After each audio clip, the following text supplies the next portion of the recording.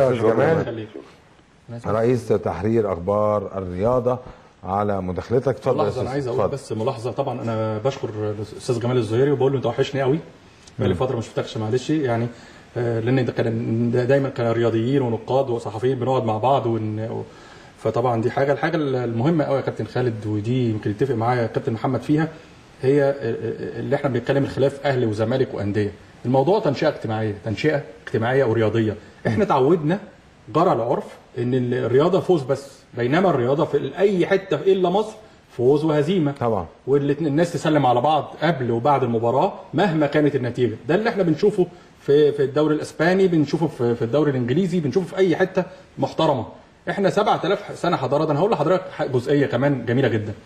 احد اصدقائي واحنا كنا في الاقصر وكان بيكلم ناس بالانجليز، وكان بيقول له الاثار وبتاع انجلترا حضاره وانجلترا وانت قال له انجلترا ايه؟ ده مصر هي ام الدنيا فعلا. قال بنفس الاكسبريشن والله العظيم.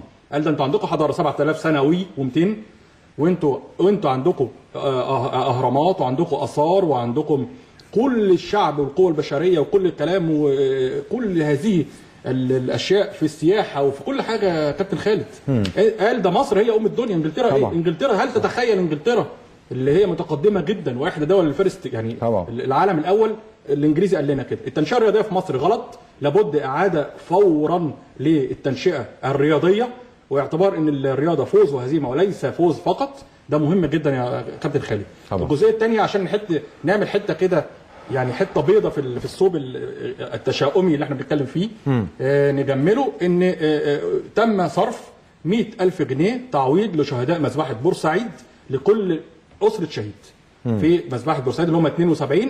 النص بالظبط يا كابتن خالد اتصرف والنص الثاني يوم الاثنين الجاي. فانا لو تسمح لي اذا كان لي الحق ان انا اشكر وزير الشباب طبعا الدكتور اسامه ياسين، لانه بالفعل الناس صرفت قبل ما اجي. انا قلت اتاكد، اتصلت بحد فبقول له حصل كذا، قال لي بالفعل الشيكات امبارح والنهارده اتصرفت بمعدل شيك 100,000 جنيه لكل اسره شهيد.